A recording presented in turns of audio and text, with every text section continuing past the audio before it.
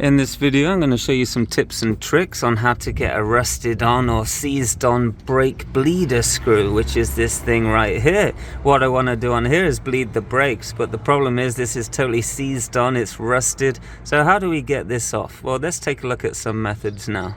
So step one, before you even tackle this, before you even put a wrench on, if you live in a remotely rusty environment where the elements aren't that forgiving, put some penetrating grease on here, something like PB Blaster, or my personal recommendation, 50-50 transmission fluid and acetone. We really want to get that in the threads here. If you can put that on the, in the night before, go to sleep, wake up 8 hours later, then I'm sure by then it's been penetrated, then give it a go.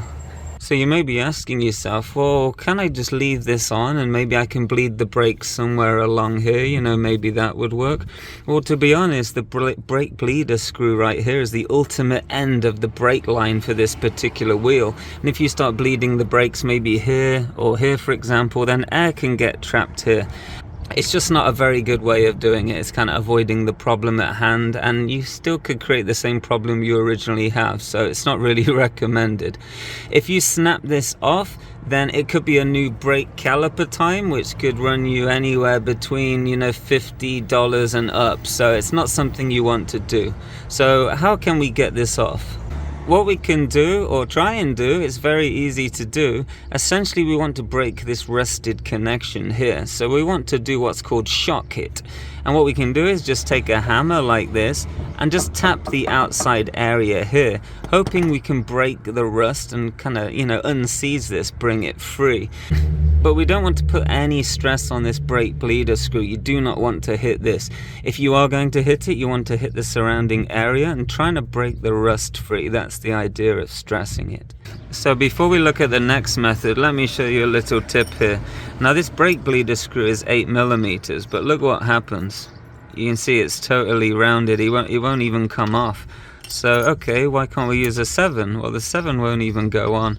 And that's because, A, you've either rounded it, or B, you've knocked some of the rust off, and the threads have actually, shrunk in size, so you can't really get 7 or 8 on. Maybe you don't have a 7.5, so in that case, you can go to the imperial measurement system, or vice versa. If you have an imperial brake bleeder screw, you can switch to metric and try and find something in between. So something in between 7 and 8mm is 5/16 on the imperial scale, and look what happens when I put that on there. It's nice and snug, and that's our kind of makeshift 7.5.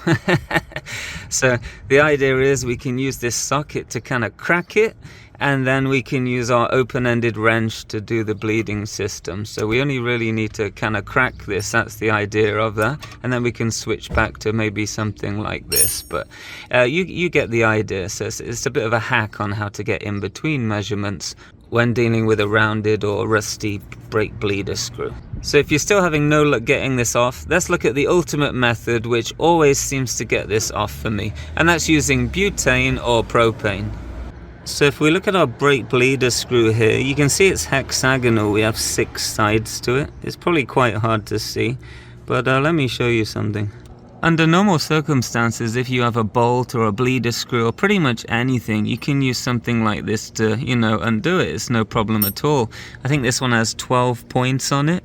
But if something is seized on, you don't really want to use anything like this. So if you have sockets with 12 sides or 8 sides or something like that, what it's going to do is it's going to end up stripping your hexagonal, pointy pieces that you can get purchase on.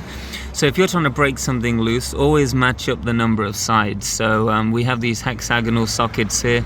We should always use these to break it free, and then we can move on to something like this. So I went out and bought this. It's a mixture of butane and propane kind of mixed up, and we're just going to set fire to that, and we're going to heat up the surrounding area of the screw. Now you can use butane, propane, pretty much any kind of gas that's not going to melt the surrounding area. But propane, if you're wondering, propane burns hotter than butane, But under these circumstances, when dealing with rusty bolts and bleeder screws, butane gets to what, 1300, 1400 degrees. So even though it doesn't burn as hot as propane, it should still work, and we're going to see that now. But this is a bit of a mixture, so it really doesn't matter, to be honest. So we're just going to light this up.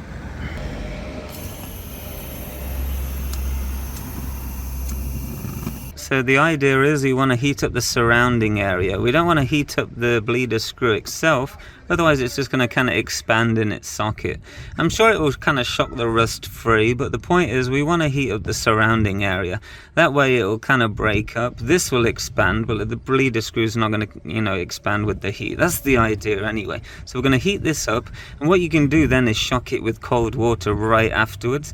And when you have changing temperatures, well, we all know science, right? And that's when the magic happens. So what we're going to do one pass. So we're going to heat up the surrounding area, maybe for 30 seconds to a minute, something like that, and then we're going to douse it with cold water, kind of shock it, and then we're going to try and test it to see if it opens up. If not, we're going to repeat the process again. You should get it after the third or fourth time, but usually, to be honest, on the first time it should start coming undone. It really depends on how good your threads are on the bleeder screw.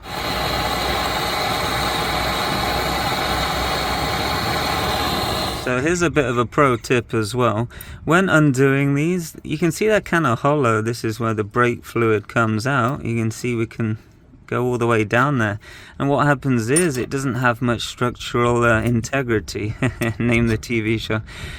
So when we undo this, because this is hollow inside and it's seized on the outside, it can kind of just snap off, and then it's kind of new caliper time, So what you can do is get a drill bit, an Allen key, a nail, a screw, pretty much anything you have, and sink that all the way down there. So when you undo this with a closed end wrench, then it's going to have a bit more integrity to it, so it's less likely going to twist and warp up and snap off.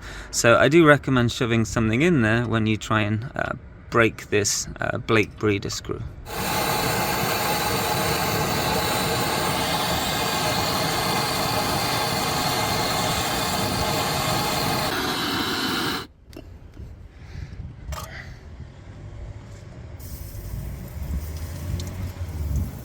So the water, the colder the better. If you have ice, perfect. Put some ice in there as well. So it just broke free after 3 passes with the butane propane and the water. So 3 goes, it was really on there. So what I did, I whacked on a number 7, so it's slightly smaller, but because it's so rounded, it's really snug on there. So I just whacked that on with a hammer. Equally, if you don't have a number 7 closed end, you can whack a socket on. But with the wrench I mentioned before, we can give it more integrity with a little Allen key there. But yeah, check it out, look. There it is. Perfecto. I just want to say a real quick message to our viewers. I made this channel a few years ago, and its primary aim was to give you the skills, but more importantly the confidence in order to tackle pretty much any DIY job you may have. In the process, we've saved our viewers thousands of dollars or pounds or euros, whichever currency you want to use.